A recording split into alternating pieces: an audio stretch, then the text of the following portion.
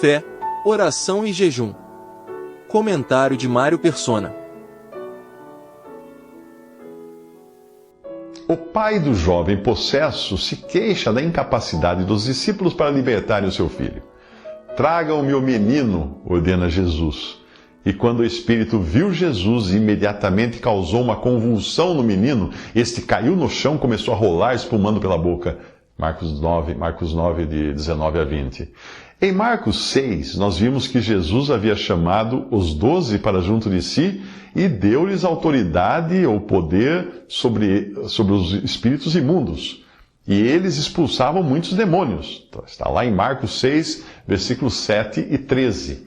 Quando Jesus revestiu seus discípulos de poder, eles se alegraram. Senhor, até os demônios se submetem a nós em teu nome.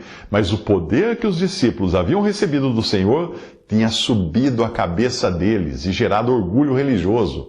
Em Provérbios 16, 18, nós lemos que o orgulho vem antes da destruição, o espírito altivo vem antes da queda. Naquela ocasião, Jesus lhes respondeu: Eu vi Satanás caindo do céu como relâmpago. Alegrem-se não porque os espíritos se submetem a vocês, mas porque os seus nomes estão escritos nos céus. Lucas 10, 17 a 20. Eles foram alertados do perigo da soberba, no exemplo de Satanás, que caiu da sua posição de querubim guardião, porque o seu coração tornou-se orgulhoso por causa da sua beleza, e se corrompeu a sua sabedoria por causa do seu esplendor. Escreve Ezequiel, no capítulo 28, versículo 14. O diabo chegou a acreditar que seria como o Altíssimo, em Isaías 14, 14, o mesmo argumento que usaria depois no Jardim do Éden com Eva, ao dizer a ela: vocês serão como Deus. Gênesis 3, 5. Ao mesmo tempo, o Senhor revelava o seu poder de ver o futuro, quando o diabo será literalmente expulso do céu, derrotado por Miguel e seus anjos. O dragão e os seus anjos não foram suficientemente fortes e assim perderam seu lugar no céu. O grande dragão foi lançado fora. Ele é a antiga serpente, chamada Diabo ou Satanás, que engana o mundo todo. Ele e os seus anjos foram lançados à terra. Apocalipse 12, versículos 7 ao 9. Agora os discípulos percebem a sua incapacidade e eles têm poder, mas lhes falta humildade e fé. Por isso Jesus repreende a sua incredulidade. Ó geração incrédula, até quando estarei com vocês? Até quando terei que suportá-los? Marcos 9, 19. No versículo 29, ele dirá que lhes faltavam oração e jejum. Aí em Marcos capítulo 9, versículo 19 e 29. A oração nos fala da dependência do Senhor, pois é só quando oramos reconhecendo a nossa incapacidade que nós oramos como convém. E jejum significa nos privarmos daquilo que acreditamos ser essencial para as necessidades da carne. A passagem da cura do menino endemoniado tem muito a nos ensinar. Em um momento, Pedro, Tiago e João estavam sobre o monte, separados do nível mais baixo deste mundo, desfrutando de toda a paz e glória, de um cenário que revelava como será o reino do Messias. No momento seguinte, eles estão de volta ao chão, em meio à confusão, transtorno e enfermidade do mundo. Os que ficaram embaixo não conseguiam libertar um menino de um espírito imundo por lhes faltar oração e jejum, que nos falam da dependência do Senhor e do abrir mão das coisas essenciais ao corpo. O pai do menino diz a Jesus: pedi aos teus discípulos que expulsassem o espírito, mas eles não conseguiram. Ao que o Senhor responde: tragam-me o menino. Marcos 9, 18 a 19. Ele não diz: leve o menino à igreja tal, ou ao pastor fulano, ou ao padre cicrano. Não! Ele ordena que tragam o menino a ele, a Jesus.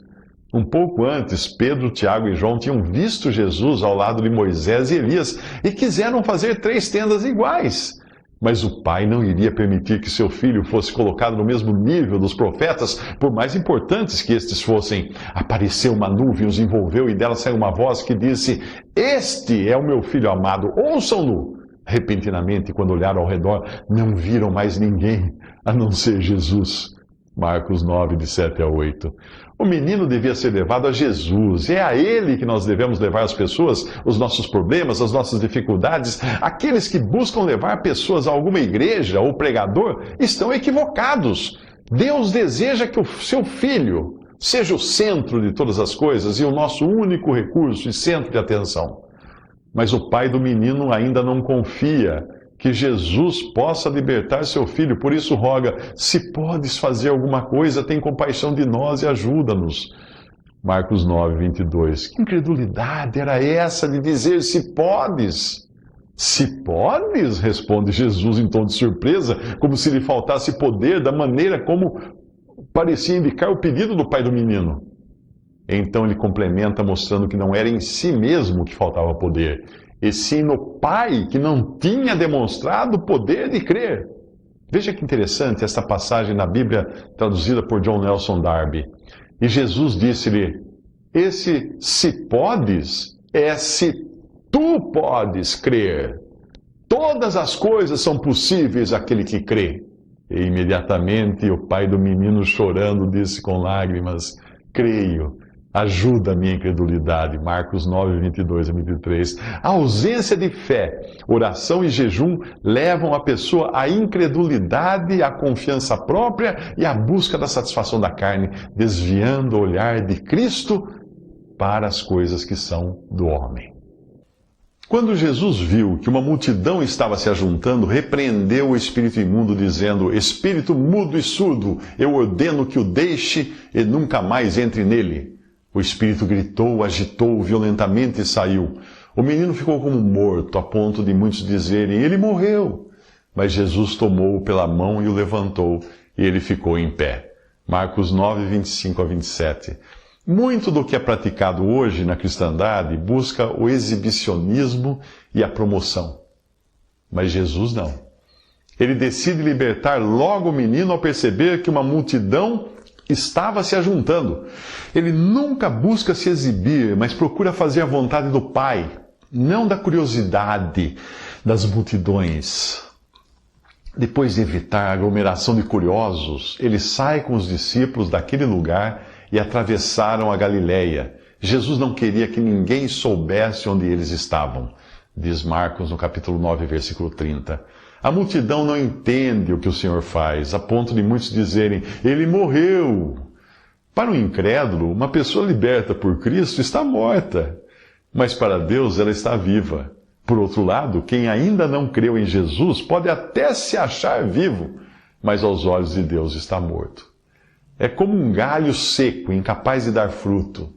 Os que ainda estão mortos em suas transgressões e pecados andam conforme a opinião pública, a presente ordem deste mundo, o príncipe do poder do ar, o espírito que agora está atuando nos que vivem na desobediência, satisfazendo as vontades da nossa carne, seguindo os seus desejos e os seus pensamentos.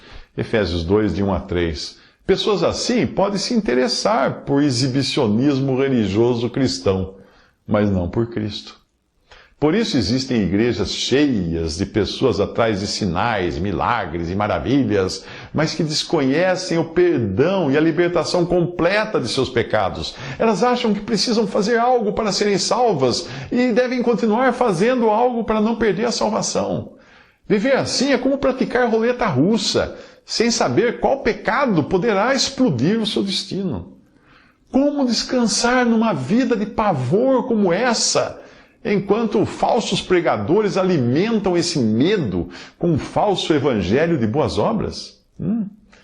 O apóstolo Paulo mostrou aos crentes em Éfeso quando é que eles podiam se considerar salvos. Quando?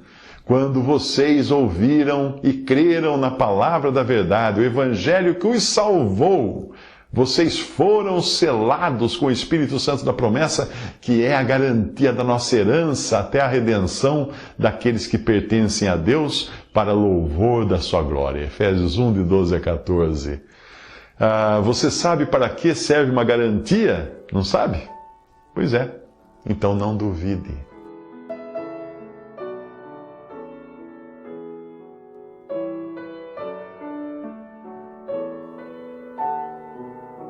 Visite Respondi.com.br. Visite também 3minutos.net.